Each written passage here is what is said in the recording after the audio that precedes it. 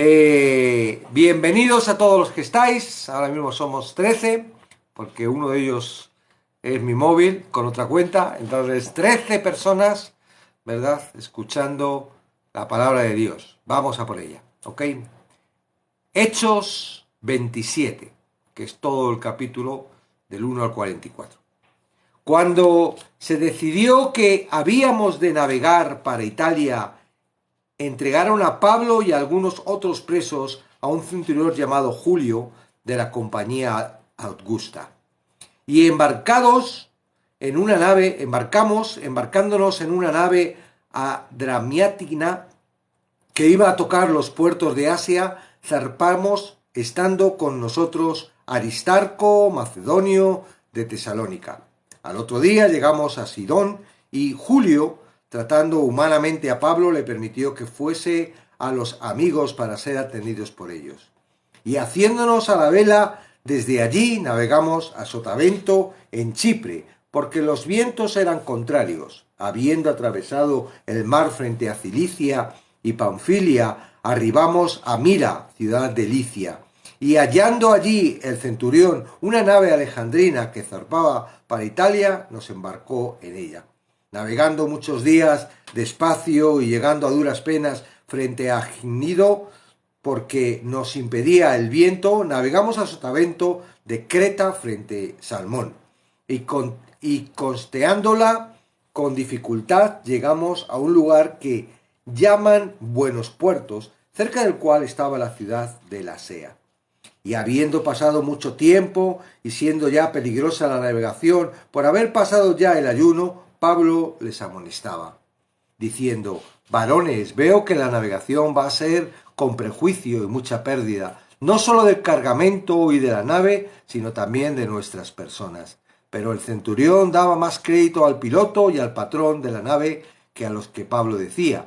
Y siendo incómodo el puerto para invernar, la mayoría acordó zarpar también de allí, por si pudiesen arribar a Fenice, puerto de Creta, que mira al norte y sudeste, e invernar allí. Y soplando una brisa del sur, pareciéndoles que ya tenían lo que deseaban, levaron anclas e iban costeando Creta. Pero no mucho después dio contra la nave un viento huracanado llamado Euroclidón,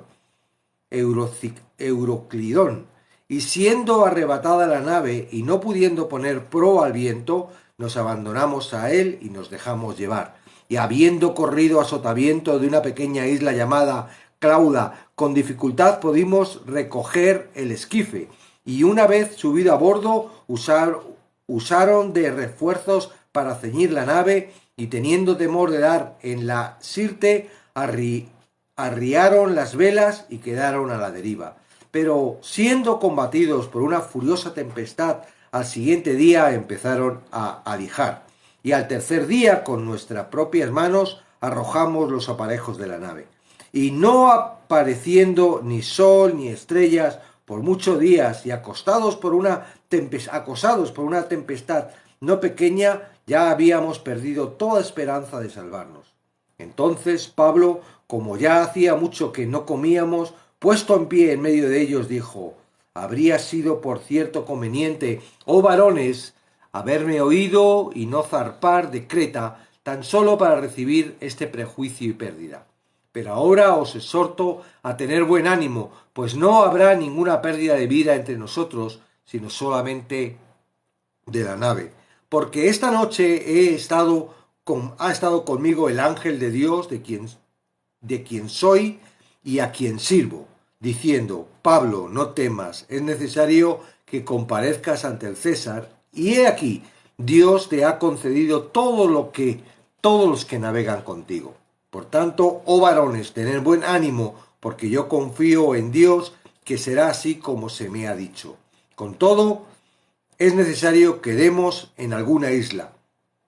Venida la 14ª noche, y siendo llevados a través del mar Adriático, a la medianoche los marineros sospecharon que estaban cerca de tierra, y echando la sonda hallaron 20 brazas, y pasaron un poco más adelante, volvieron a echar la sonda, hallaron 15 brazas, y temiendo dar en escollos, echaron 4 anclas por la popa, y ansiaban que se hiciese de día. Entonces los marineros, procurando huir de la nave y echando el esquife al mar, aparentaban como que querían largar las anclas de proa. Pero Pablo dijo al centurión y a los soldados: si éstos no permanecen en la nave, vosotros no podéis salvaros. Entonces los soldados cortaron las amarras del esquife y lo dejaron perderse. Cuando comenzó a amanecer, Pablo exhortaba a todos que comiesen, diciendo: este es el 14º día que veláis y permanecéis en ayunas, sin comer nada. Por tanto os ruego que comáis por vuestra salud, pues ni aun un cabello de la cabeza de ninguno de vosotros perecerá. Y habiendo dicho esto, tomó el pan y dio gracias a Dios en presencia de todos, y partiéndolo comenzó a comer. Entonces todos, teniendo ya mejor ánimo, comieron también. Y éramos todas las personas en la nave 266. Y ya satisfechos, aligeraron la nave echando el trigo al mar. Cuando se hizo de día, no reconocían la tierra, pero veían una ensenada que tenía playa, en la cual acordaron varar si pudiesen la nave. Cortando pues las anclas, las dejaron en el mar, lanzaron también las amarras del timón e izaron al viento la vela de proa, enfilando hacia la playa. Pero dando en un lugar de 2 aguas, hicieron encallar la nave, y la proa hincada quedó inmóvil, y la popa se abría con la violencia del mar. Entonces los soldados acordaron matar a los presos para que ninguno se fuese nadando. Pero el centurión, queriendo salvar a Pablo, les impidió este intento y mandó que los que pudiesen nadar se echasen los primeros y salieran a tierra, y los demás partes en tablas, parte en cosas de la nave, y así aconteció que todos se salvaron saliendo a tierra. El viaje comenzó cuando entregaron en custodia a Pablo y a algunos otros presos con destino a Roma desde Cesarea a un centurión llamado Julio de la compañía Augusta. El apóstol era un prisionero muy importante como para permitirle que anduviera suelto. Era ciudadano romano, en camino a Roma para que su apelación fuera oída por el emperador. Más importante incluso, el apóstol era odiado por los líderes judíos en Jerusalén. Su presencia pudo haber provocado una revuelta entre la población judía de Sidón, lo que habría agravado las inestables relaciones entre los judíos y Roma. Además, la vida de Pablo podría haber estado en peligro, y Julio habría pagado con su propia vida si perdía tan importante prisionero. Sin embargo, Julio había llegado a confiar en Pablo y creía que éste no haría nada que lo perjudicara. La rapidez con que Pablo desarrolló esta confianza es un maravilloso ejemplo de liderazgo. Las personas confían en quienes creen que el corazón tiene los mejores intereses de otros, no solamente los suyos propios. A Pablo le importaban personas como Julio, y Julio lo sabía. Al parecer, los marinos y Julio tuvieron una discusión para planificar qué medidas debían tomar.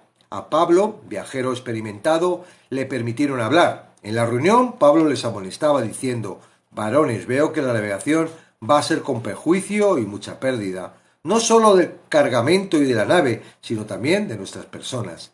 Sabiamente el apóstol les aconsejó no arriesgarse, ya habían experimentado 3 naufragios, y no estaba ansioso de sufrir el cuarto. Puesto que la temporada estaba finalizando y que ya había tenido problemas con los vientos, Pablo advirtió que el barco debía invernar allí en buenos puertos. He aquí también otra característica del buen liderazgo: sabiduría y cuidado para tomar riesgos. En este caso, las vidas de los viajeros y la valiosa carga del barco. De modo lamentable, pero comprensible, el centurión dio más crédito al piloto y al patrón de la nave que a lo que Pablo decía. Puesto que la nave pertenecía a la flota imperial del grano, el centurión, no el piloto ni el capitán, era el oficial de mayor rango a bordo. Era evidente que Julio había llegado a respetar a Pablo y a valorar su experiencia como viajero. Sin embargo, el consejo de los marinos profesionales tuvo más peso ante el centurión. La decisión se tomó por comodidad, y tanto los marineros como Julio pronto se arrepintieron de ella. Se darían cuenta de que el consejo de Pablo había sido el mejor, lo que fortalecía su lugar como líder en las mentes de ellos. No mucho tiempo después, al soplar una brisa del sur, los marineros decidieron que habían recibido las condiciones que deseaban, levando anclas, saliendo de buen puerto e iban costeando Creta. Con un poco de suerte esperaban llegar a Fenicia en pocas horas. Pero no mucho después les llegó el desastre que Pablo había predicho. Rugiendo desde las montañas de Creta al este y el noreste, venía un viento huracanado llamado Euroclidón. Esta poderosa y peligrosa tempestad era temida por todos los que navegaban en el Mediterráneo. Solamente quienes han estado en una tormenta huracanada en alta mar pueden apreciar por completo el terror que los pasajeros y la tripulación debieron haber sentido. Las impotentes marejadas con crestas blancas, el rugido del viento, el violento balanceo del barco, levando en el aire primero la proa y después la popa, solo para hundirse rápidamente otra vez, el movimiento constante que provoca mareo y hace difícil mantenerse en pie, peor incluso caminar, el rocío de la niebla salobre impulsada por el viento que causaba ardor y enceguecía a quienes estaban desprotegidos en la cubierta. Y lo peor de todo, la inminente realidad de una horrible muerte por ahogamiento. Todos estos factores se combinaron para enervar aún al marinero más experimentado.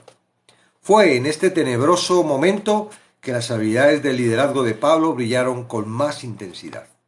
Como hacía ya mucho que no comían nada, debido al mareo, dificultad de preparar alimentos en medio de la tormenta y tal vez al deterioro de alguna de sus provisiones, Pablo se puso en pie en medio de ellos. No lo había escuchado cuando estuvieron anclados con seguridad en buen puerto, pero ahora estos no eran marineros profesionales o aficionados, sino solo un grupo de hombres desesperados luchando por sus vidas. Establecida firmemente su credibilidad, Pablo le recordó: habría sido por cierto conveniente, oh varones, haberme oído, y no zapar de Creta tan solo para recibir este prejuicio y pérdida. Si hubiera hecho caso al prudente consejo del apóstol, no habrían estado en esta dificultad. Sin embargo, él no solo se proponía reprenderlos, sino animarlos. Por tanto, los instó: ahora os exhorto a tener buen ánimo, pues no habrá ninguna pérdida de vidas entre vosotros, sino solamente de la nave. Eso puede haber parecido una ilusión y un pequeño consuelo para los pasajeros y la tripulación, quienes ciertamente no veían ninguna esperanza, pero Pablo había recibido revelación divina. El escenario estaba listo para la dramática conclusión de este desafortunado viaje y para el cumplimiento de la promesa de Dios. A estas alturas, Pablo se había ganado el liderazgo sobre todos en la nave. Solo él se mantuvo tranquilo, prudente y en control, debido a que tenía confianza absoluta en la promesa de Dios a través de un ángel, de salvar a todos en el barco. En la providencia de Dios, la tormenta los había lanzado a través del Mediterráneo a un pequeño puerto de la tierra en medio del mar. Al final, todo sucede como Pablo vaticinó, no por su propia sabiduría, sino por la revelación de Dios. Pablo estaba seguro que nadie perecería y su seguridad ayudó para animar al resto de la tripulación. Bueno, estaba también Lucas, ¿verdad? Había otros con él, le estaban acompañando. Claramente Lucas estaba porque está hablando de nosotros, ¿verdad? Entonces no era solo Pablo el que estaba en el barco, que tenía testimonio, había otros que estaban acompañándoles. Y luego estaban los marineros y los otros, ¿verdad?, presos, que seguramente no conocían a Jesucristo, pero que gracias, digamos, a la provisión de los que creían, a los que estaban en ese barco, al ministerio, al propósito de Dios de llevar a Pablo, ¿verdad?, a Roma, pues también se salvaron. La promesa era, no le dijo, te vas a salvar tú, sino que van a ser todos salvos por ti. Es decir, te lo voy a conceder, ¿no? Para que estén tranquilos y puedan ver y conocer quién eres, Pablo. Y es curioso, ¿verdad? Porque aquí Lucas nos describe un viajecito, ¿verdad?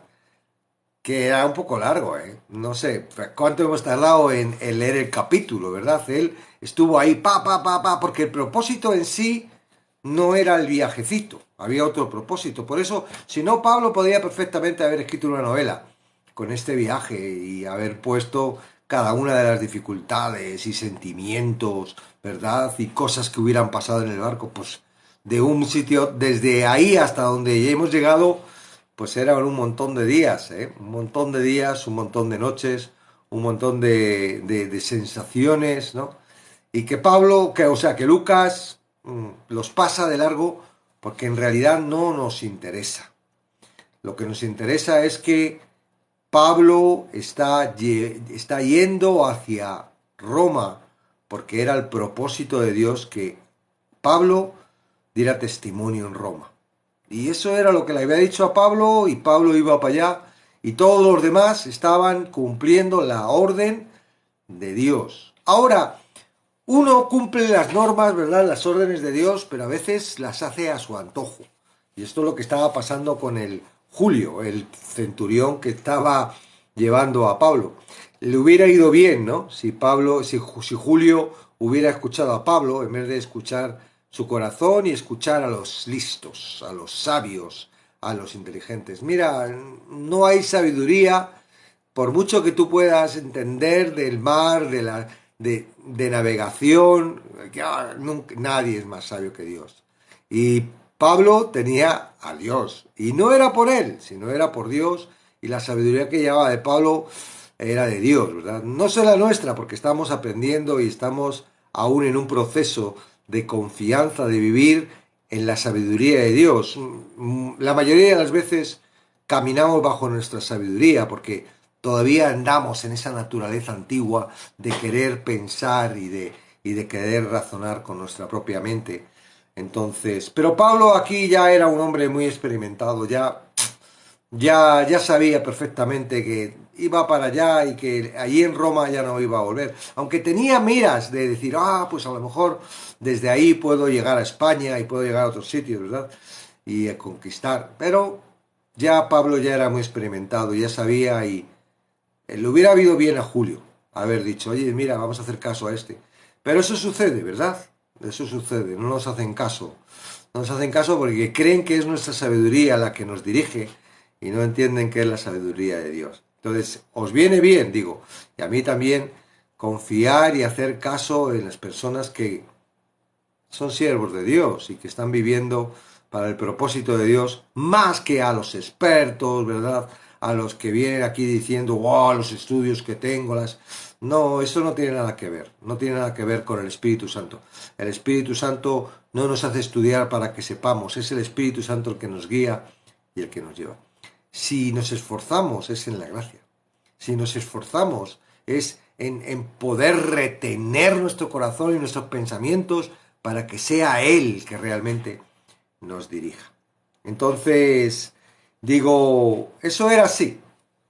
Pablo y toda esta gente estaban dirigidos por la voluntad de Dios para llegar. Y el único, yo no sé Lucas, ¿no? Porque Lucas está hablando de Pablo, no está hablando de él. No sabemos qué él pensaba porque no nos lo dejó. Pero lo que Pablo sentía era que, claro, sería incómodo, ¿no? Un mareo, todo para arriba, para abajo. Pero la palabra de Dios, el ángel de Dios, dice, tranquilo, Pablo. No, no, no. Mira, tranquiliza a todos los demás porque ni tú ni ninguno del barco van a morir. Vais a llegar a Roma. Vais a llegar a Roma.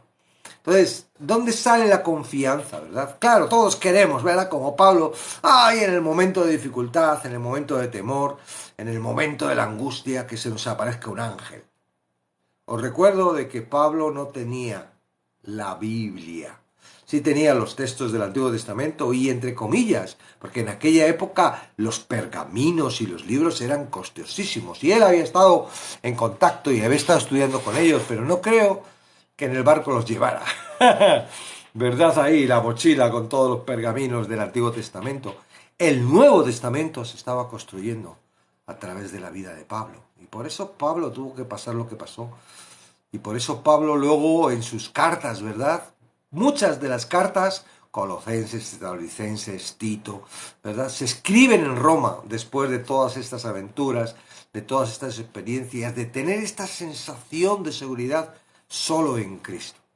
Entonces, en el proceso en el que estamos, y ya me vengo al día de ahora, ¿verdad? A nosotros, que es lo que nos interesa, Dios está trabajando con nosotros y tiene una promesa para nosotros. A lo mejor no la conoces, a lo mejor no sabes qué es lo que Dios quiere para tu vida. Lo primero claramente es que tú entres a su reino.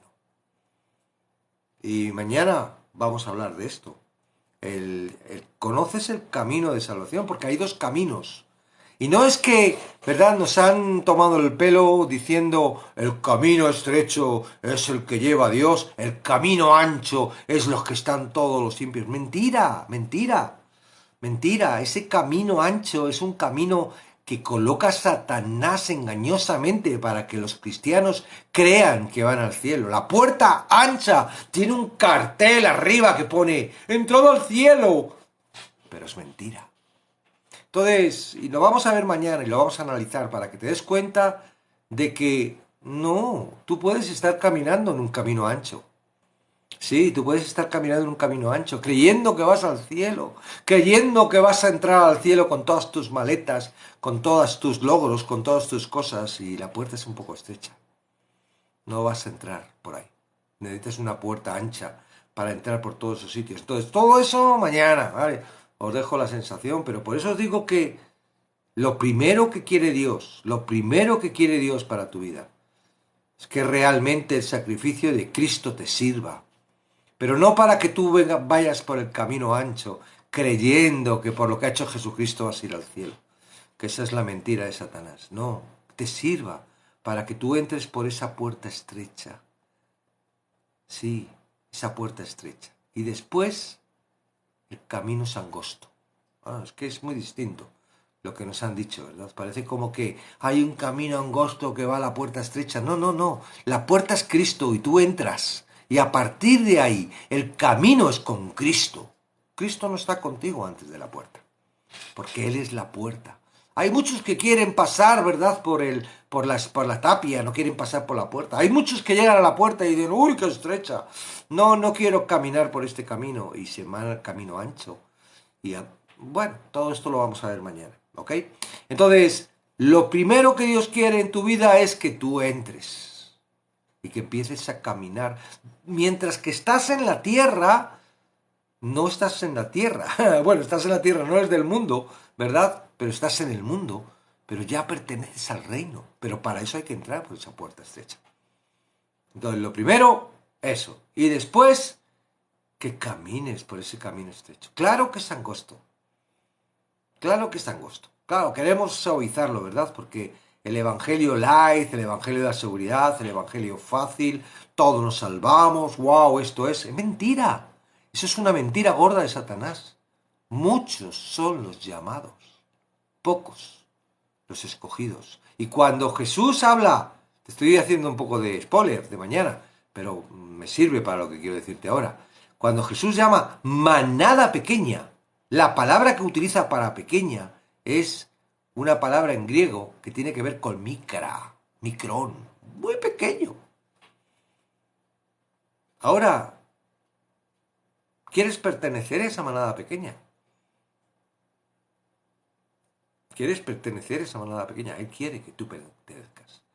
Él no selecciona. La selección es propia de cada uno. Tiene que ver con escuchar la voz de Dios y decir, voy a esa voz, o escuchar la voz de Dios y tu mente, tus pensamientos anulen eso que está poniendo Dios en tu vida. Y ser guiados por otra cosa distinta, por tu mente y por tu corazón, y por Satanás, que es el que guía en este mundo. Entonces, primero eso, y después hay un camino angosto, pero tranquilo, ya no vas solo, ya no vas solo, ahora el Espíritu Santo, Dios, porque el Espíritu Santo no es una pequeña parte de Dios, ¿verdad? Algunos parecen como diciendo, ¡ay, el Padre está arriba! Jesucristo está a su lado, yo tengo aquí al Espíritu Santo. Señores, es uno, Dios es uno y tenemos a Dios en nuestra vida. Empezamos a vivir, ya nuestra naturaleza muere, ya no somos. Todo lo viejo se va, todo es nuevo. ¿Por qué? Porque viene Él y Él nos hace totalmente nuevos. Claro, es un camino estrecho aquí en la tierra todavía. Tenemos que pasar, díselo a Pablo, ¿verdad? Todo lo que estaba pasando desde que le habían cogido, llegó a Jerusalén con una ofrenda por los gentiles, a apoyar a los judíos, a la gente que está ahí en Jerusalén, la iglesia de Jerusalén, con una ofrenda para los pobres, para la gente que está necesitada, y ¡pum! Y le peten una trampa, de forma que quieren matarle por celo, por envidia, por religiosidad, y Dios le libra y le mete y está años allí preso, hasta que al final le meten en un barco y está meses en un barco y al final naufraga. No es un, oh, he visto a Dios en Damasco, iba camino a Damasco, vi a Dios y desde entonces todo, ¡guau! ¡Qué maravilla, hermanos! ¡Alabemos a Dios! No, el camino es angosto, pero Él está con nosotros. El problema es tener un camino angosto y no esté Dios contigo, sea Satanás. Eso sí que es malo. Pero cuando uno tiene a Dios, ¿qué puede pasar? ¡Ay, no pasa nada! Tranquilos. Vamos a llegar porque la voluntad de Dios, Dios me ha dicho, Dios lo pone, Dios. Entonces tú tienes que buscar esas promesas en su palabra, y cuando las veas tienes que emocionarte y decir, esto es para mí, no te dejaré hasta el último día de tu vida, todo lo puedes en mí que te fortalezco. Claro, y eso te dice, wow, y tienes que responder a la voz que Él te ha puesto, a esa fe que ha puesto, es decir, lo creo, y tienes que anular todo pensamiento que te está llevando a, es que he escuchado en un TikTok que no es Jesús, que si hay que llamarle Joshua, que hay que no sé qué, porque si la Biblia está corrompida, porque si no sé cuántos, y ya, dejar de estar atriforrándose del árbol de la sabiduría, del bien y del mal, y empezar a ser guiados por la voz de Dios, esa voz que nace de la fe que Él pone. No es tú no eres sabio, yo no soy sabio. Ahora soy justo. Yo soy justo. ¿Tú eres justo? ¿Tú eres justa? Yo estoy limpio. Yo estoy limpio. Yo no tengo pecado en mí. Yo soy apartado, santo, santificado para Dios. Yo me puedo acercar a Él y puedo estar con Él todo el tiempo que quiera, porque tengo la puerta abierta. Ya no hay ningún velo que me impida poder entrar a su presencia. Él me oye y mis oraciones son poderosas, porque la oración eficaz del justo puede mucho. ¿Tú estás seguro de eso? Yo no lo estaba. Yo tuve, cuando me dijeron, ¡hey, pabila, que vas por el camino ancho, tío! ¿Qué estás haciendo? Que te han engañado, que no es así, que mira la palabra lo que dice. Y según me estaban mostrando la palabra, según me estaban diciendo, yo digo, wow, pues es verdad que lo dice, pero ¿por qué yo pienso esto? ¿Por qué me han dicho esto? Y me costó un tiempo. Pero cada vez era más gozo lo que yo recibía. Yo no te estoy hablando de mí, ni te estoy hablando de lo que yo he descubierto, estoy hablando de la palabra y lo que tú puedes descubrir. Hay un propósito. Lo hemos visto hace nada en estos, ¿no? ¿Cuál era el propósito de Dios? Hay una seguridad en Cristo, hay una certeza, hay una fe que no nace de ti, que no tienes que decir, Señor, dame fe, ya la viene, ya tienes la fe. Él está contigo y es real. Y no se trata de caídas, ni de palabras raras en la boca, ni de risas, ni de pensamientos, ni de palabras aquí, ni de que se te presente un ángel. No, es una seguridad absoluta de que la palabra de Dios es Dios y te está hablando. Quedan muy pocos días para que acabe 22. Yo sé que eso es una tontería, que va a ser lo mismo el domingo que hoy, que lo único que cambia es que en el ciclo, ¿verdad? Bueno, no sé si será una tontería, a lo mejor no, porque el sol hace un ciclo y ahora que termina un ciclo y todo eso, yo no sé, Dios lo que tiene, pero se acaba un año, se acaba el 2022. ¿Cómo quieres entrar el 2023? ¿Qué tienes en tu corazón? ¿Qué anhelo tienes en tu corazón? Que el 2023 sea para tu vida. ¿Cómo quieres caminar en el 2023? ¿Quieres seguir igual? ¿Quieres seguir luchando? ¿Quieres seguir exponiéndote? No os va a ser fácil, porque el enemigo lo pone difícil. Y si no, acompáñanos en Apocalipsis. Pero no estamos solos. Él está con nosotros. ¿Por qué se salvaron? ¿Por qué se salvaron Pablo y todos los que estaban en ese barco? ¿Por qué se salvaron? Claro, por la voluntad de Dios, pero ¿qué fue lo que Dios hizo para salvarlos? Porque ellos no tenían ni idea de dónde estaban ni dónde iban, eran arrastrados, ¿verdad? Por el viento, como tu vida, que es arrastrada por las tormentas, por la dificultad. Dice, las tormentas no son eternas, después de la tormenta viene la calma, y uno está diciendo, ¿cuándo va a venir la calma a mi vida?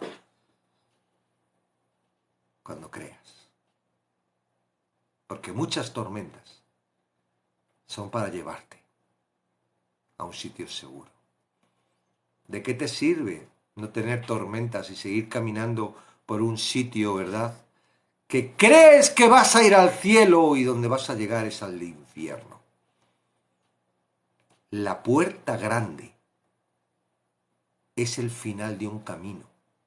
Tú crees que llegas a la puerta grande y lo que llegas es a la puerta del infierno. La puerta estrecha es el principio de un camino. Que sí, se acaba la vida aquí, ¿verdad? O viene Cristo. Pero sabemos que ya entrado a través de esa puerta, vida eterna. Ya no encontraré la segunda muerte. No sé si lo sabes todo esto, pero bueno, ya lo irás aprendiendo. Lo que es la primera y la segunda muerte. Entonces, estás en una tormenta. ¿Quién crees que está llevando tu vida? ¿Crees que eres tú? ¿Crees que tú puedes dirigir tu vida? ¿Tú puedes dirigir tu vida si mañana vuelven a poner otra pamplina de pandemia o sueltan, yo qué sé, cualquier cosa en el aire y existe una verdadera pandemia? ¿Tú puedes controlar? No puedes. Tu vida no depende de ti. Un barco, por mucho que tenga el timón, las velas, si viene la tormenta, si viene la dificultad, le da lo mismo. No vale para nada, porque es arrastrado por la tormenta. ¿Y estos por qué llegaron a la isla? ¿Verdad? ¿Por qué se salvaron? Porque Dios puso una isla. Porque si ellos saltan sin haber una isla, no vive ninguno. Dios puso una isla. Dios llevó el barco a la isla. ¿Quién fue? ¿Fue Pablo? Oye, ven por aquí, ven por allí. No. Fue el capitán. No. ¿Quieres llegar a esa isla? Necesitas un líder, como era Pablo, que te diga, oye, no te preocupes, ¿sabes? Un ángel ha venido y me ha dicho, todo lo puedes en Cristo. Lo único que tienes que hacer es arrepentirte. Vamos, empieza a comer, deja de ayunar, pero no de comida. Deja de ayunar de palabra. Tienes que atiforrar de la palabra. Tienes que empezar a comer la palabra y a entender la palabra. No basta con ir a la iglesia y escuchar al pastor. Porque si el pastor es ciego, te está guiando un ciego. Y no quiero meterme con tu pastor porque no le conozco. Estoy hablando a ti. Que tu responsabilidad es que vayas a la palabra. ¡Ay, es que me han enseñado mal! Pues tú tienes la culpa por dejarte enseñar mal. Porque medios Dios está poniendo para que aprendas, para que tengas la buena palabra. Yo sé que hay muchas personas que entran por aquí y no les gusta porque no hay discusión, porque no hablamos del hebreo y del griego y del no sé qué y no estamos. Yo sé que hay muchos, bueno, pues nada, y se lo pasan muy bien cuando hay un montón de discusión y hay pelea y lo otro. ¿Quién elige? ¿Es Dios? No, vete de aquí. ¿O ese eres tú? Porque realmente lo que quieres es tener sensaciones, lo que tienes es que tienes ganas de demostrar lo que vales, tienes ganas de lo que has, uy, qué pensamiento, claro, Jesús no es Dios porque, ¿cómo va a ser Dios? Y pum, y de repente, y tú quieres ahí decírselo a todo el mundo, y ya basta, ya basta. Dios te está llamando, arrepiéntete, empieza a tener humildad. Empieza a ser un pobre en espíritu. Bienaventurados los pobres en espíritu. No nos sirve de nada. Ayer subió uno, no sé si estaba por ahí nuestro amigo, que de cosas hacía.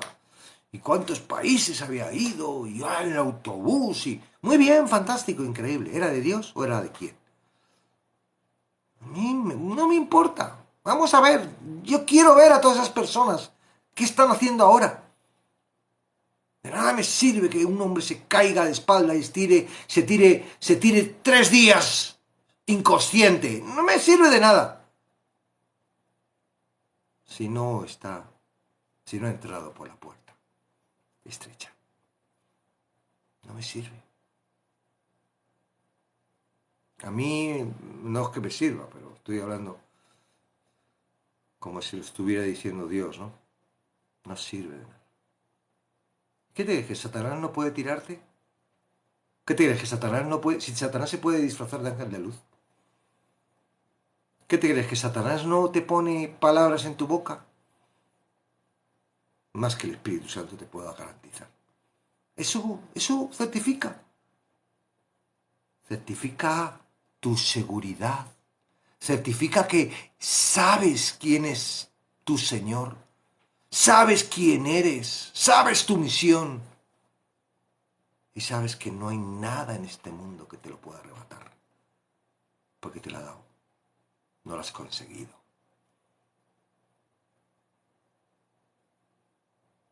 Entonces, vamos a descubrir la pregunta. ¡Chan! ¿Estás bajo el control de Dios o bajo qué? ¿Estás bajo el control de Dios o bajo qué? Porque no basta decir, ¡ay, yo creo! No, tienes que tener la certeza que estás bajo el control de Dios.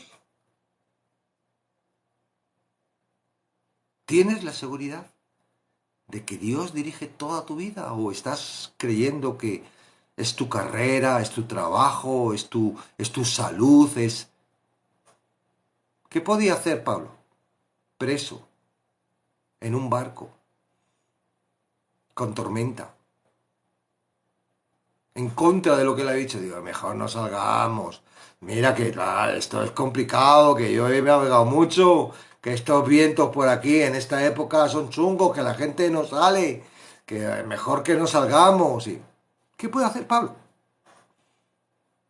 No es libre para poder tomar decisiones. Voy bajo el control de Dios. Y Dios va a levantar una tremenda tormenta que va a apaciguar a todos estos mundanos que se creen que lo saben todo para que estén... Sí, Pablo, dime, dime. Porque al final fue Pablo quien les dio el ánimo, la seguridad, comieron, se animaron. ¡Ay! No fue porque ellos, no, fue porque Pablo, el preso. ¿Y por qué Pablo? Porque era un superhombre. No, porque tenía la seguridad. Siervo, siervo de Dios. ¿Tú sabes lo que es siervo de Dios? Así empieza la carta a los romanos. Siervo de Dios es un esclavo para Dios, un esclavo por amor. Esa es la palabra siervo. Esclavo por amor. Un esclavo no tiene autoridad para poder decir, te dejo, Señor, ahora me voy al mundo. Un esclavo no tiene autoridad, ya tiene autoridad su Señor. Ahora nosotros somos esclavos porque de vez en cuando queremos y cuando no queremos decimos, ahora Dios no me hace ni caso. Voy a vivir yo mi vida como me dé la gana. Ya bastante hecho. Mira, lo he intentado, he confiado, no me has dado lo que has querido. Pues entonces, ¿eres un esclavo? ¿Qué va? Si fueses un esclavo, Dios haría... Fuera, esclavo, ¿cómo te vas a salir de mis lados? ¿Qué hacen a los esclavos que se escapan? ¿Son libres? No. No, un esclavo es alguien que entiende que no puedo ser otra cosa. No quiero ser otra cosa. La puerta estrecha no es una puerta que tú puedas pasar y luego arrepentirte y volver para atrás. La puerta estrecha es como un torniquete, clan, clan, clan, clan, clan, que solo tiene entrada. Para atrás no puedes ir. Entras y eso es. A partir de ahí, ya no te corresponde tu vida. Le corresponde a él. ¿Tienes una enfermedad? Él sabe cómo te tiene que curar. ¿Te vas a morir? Él es el que te va a matar porque quiere que subas ya. Se acabó. Ya está, has terminado tu misión en la tierra. Ven conmigo. No vas a ser eterno. ¿O crees que un cristiano ya por creer en Dios no va a morir? No. Control absoluto. Control absoluto. ¿Tiene Dios control absoluto? ¿O todavía te enfureces con tu esposo o tu esposa? Porque no te hace caso, porque no te dice, porque no cree, porque... Tú no tienes control. Tú perteneces a Dios. Entérate. Tú perteneces. Si es que perteneces a Dios. Porque en todo esto Dios no nos obliga. Él nos invita. Nos da la fe, nos da todo para que nosotros vayamos. Pero no todos. Muchos los llamados, pocos los escogidos. ¿Dónde quieres estar? ¿Dónde quieres estar? ¿Dónde quieres caminar el 2023? ¿Dónde quieres estar cuando Cristo venga? ¿Dónde quieres estar cuando tu vida acabe en este mundo?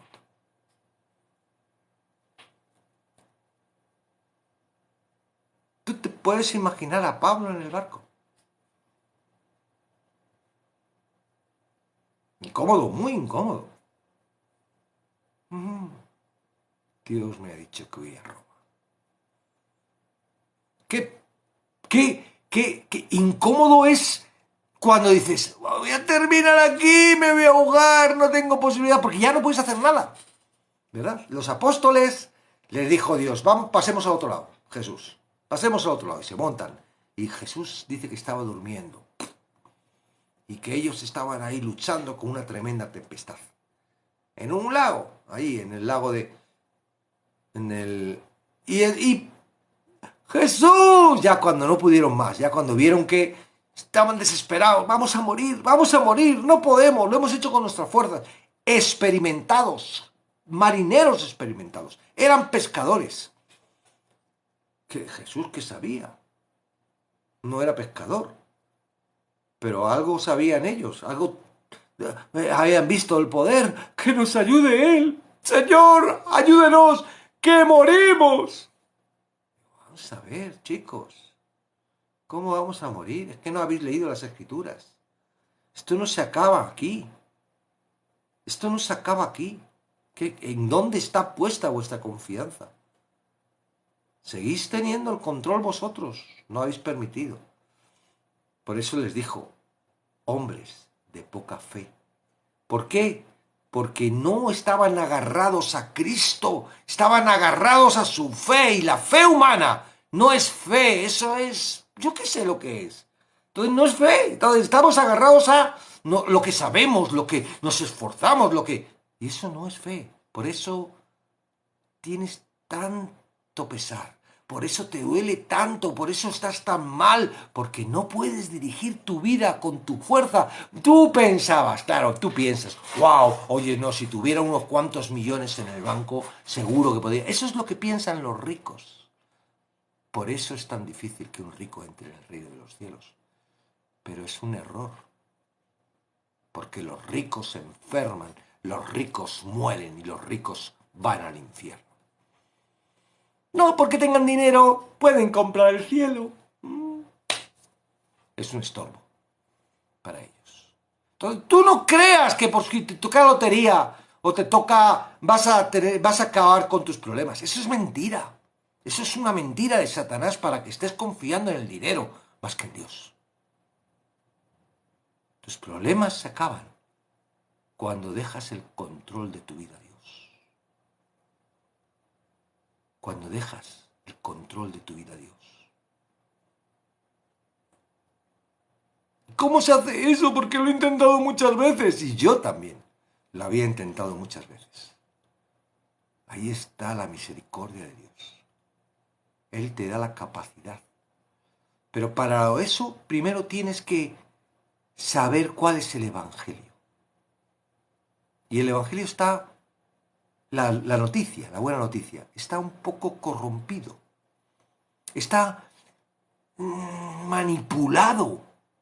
Es una copia. La que muchas veces nos viene, la que 100%, a veces no 100, el 99% de las veces nos viene es una copia adúltera que nos lleva a un camino angosto, a un camino ancho. ¡Anda! Ya eres salvo, gloria a Dios, ha hecho la oración, ha entregado su vida a Cristo, ¡hala! Y a partir de ahí, las dificultades. Es que tienes que dejar el pecado, pero si es que no puedo, pero es que tienes que dejarlo porque tienes que ser santo, porque... ¿Cómo un esclavo del pecado va a dejar el pecado? ¡No puede! ¡No puede! Tú no puedes decirle a un niño, déjale de obedecer. No va a poder dejar de desobedecer, porque tú no puedes, ¿él cómo va a poder dejar? Le frustras, le haces experto hipócrita. Sí, ¿sabes que la mayoría, si no decir todos los presos que están en la cárcel, no saben por qué están en la cárcel? Tú le preguntas a un preso, ¿no? Y le dices, ¿tú por qué estás aquí? Ay, porque no me puse guantes y me pillaron. No entienden de que están ahí porque han hecho algo ilegal, algo... No, y están pensando, cuando salga voy a poner mucho más cuidado para que no me pillen. Porque son esclavos del pecado, son esclavos del mal. Por eso salen y al rato vuelven a entrar. Porque por mucho que ellos quieran, no van a poder. Porque son manipulados por el mal. Son esclavos, no son libres. Los únicos que dejan son los que se quedan libres de ese mal, de ese Satanás, de esa maldad, ¿verdad? Y es a través de Cristo. Solo hay un camino, solo hay una puerta, solo hay una opción. Entonces tú tienes que entender el verdadero evangelio, y el verdadero evangelio es que Cristo, no ni tú, ni el pastor, ni nadie, Cristo dio su vida para que tú seas libre del pecado. ¡Ay, sí, pero sí, ya lo sé, pero es que sigo pecando! Sí, porque crees que tú tienes que ser libre por tu cuenta. No lo has creído.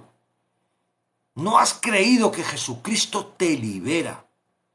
¿Por qué creéis que cuando sube a alguien aquí le hacemos la pregunta, ¿eres pecador? ¿Por qué hacemos esa pregunta? Si yo ahora te digo la pregunta, ¿eres pecador? Y tú dices, ¿quién no es pecador? Si tú tienes ese concepto en ti, tienes el sustancia venenosa. que te está impidiendo. Te está impidiendo alcanzar la puerta estrecha. Porque te han engañado. Te han dicho que Cristo murió por tus pecados, pero luego te han dicho que tú tienes que hacer, tienes que, y no. Lo que tienes que hacer es arrepentirte y dejar de guiar tu vida por tus conceptos, por tu corazón, por tus sentimientos. Empiezas una nueva vida, distinta a la que has vivido, en donde el concepto y la guía es Dios a través de la palabra. No sé cómo decírtelo, que es así de sencillo. Es que yo he leído la Biblia muchas veces y yo también la había leído, pero sin la guía de Dios. ¿Quieres hacer una oración? Pues arrepiéntete de que has estado viviendo todo este tiempo creyendo que eras salvo, caminando bajo tu. Pídele a Dios que te muestre tu naturaleza. Lee la Biblia viendo el corazón del hombre y di, este es mi corazón. No merezco nada. No puedo. Por mi propia cuenta, no puedo. La historia del hijo pródigo. Hasta se quedó sin nada. ¿Tú crees que cuando se queda sin nada vuelve a papi? No, lo sigue intentando. Se va a cuidar cerdos. Qué mal, ¿eh? Tiene que ser para un judío. Cuidar cerdos. Un alimento inmundo. Qué mal. Qué desesperación tendría que tener ese joven, ¿no? ¿Cómo voy a volver a mi padre? No puedo. Uy, qué decepción. Va a decir, ves, te lo dije. Ves, te marchaste, has gastado tu dinero. Me va a decir, no pudiste. ¿En qué te has gastado? Ay, le tengo que decir que me han gastado en prostitutas. Ay, qué tonto he sido. ¿Cómo no me he dado cuenta? Y me voy a trabajar aunque sea con cerdos. No creo que hubiera un trabajo peor para un judío.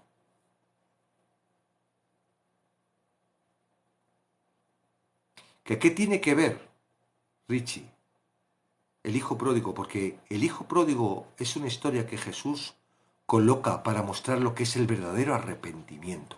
El arrepentimiento no es que te arrepientas constantemente de todo lo que haces. Eso, tú no puedes dar otra cosa nada más que pecado si eres un árbol de pecado. Para que dejes de dar fruto de pecado tienes que ser cortado. ¡Ay! Sí, cortado. Ya no puedes dar más fruto porque es cortado. El hacha está en la raíz. ¡Cracks! El hijo pródigo es nuestra vida cuando dirigimos nosotros por nuestras fuerzas, por nuestro corazón. Y podemos estar pensando en Jesucristo, podemos estar pensando en ministerio, podemos estar pensando y seguir nuestra vida con nuestro corazón. Ay, cuánto me duele cuando me dice esto el pastor. Ay, cuando... Porque somos así y no nos hemos dado cuenta de que estamos bajo nuestras fuerzas. El hijo pródigo nos muestra un momento clave. Ya no vuelve el hijo pródigo a marcharse. Ahora entiende que donde mejor está es con el Padre, con la guía del Padre. Claro, es que el hijo pródigo es aquel que se va al mundo y luego no. No, el hijo pródigo somos todos los que caminamos en nuestras fuerzas. El hijo pródigo no era malo, quería vivir su vida y su padre no le dijo, no te doy el dinero, le dio el dinero, con lo cual tuvo la posibilidad de hacerlo. Si el padre le hubiera dicho, no te conviene, no te voy a dejar el dinero, pues no se podría haber marchado, porque él dependía de ese padre que tenía ese dinero para poder marcharse. Todo fue una estrategia para que el hijo se diera cuenta de que él no podía vivir sin la guía del Padre.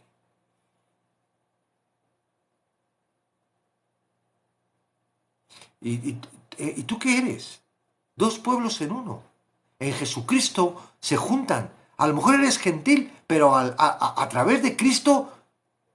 Es que para ti entonces no es el Antiguo Testamento. Si eres gentil, no, mentira.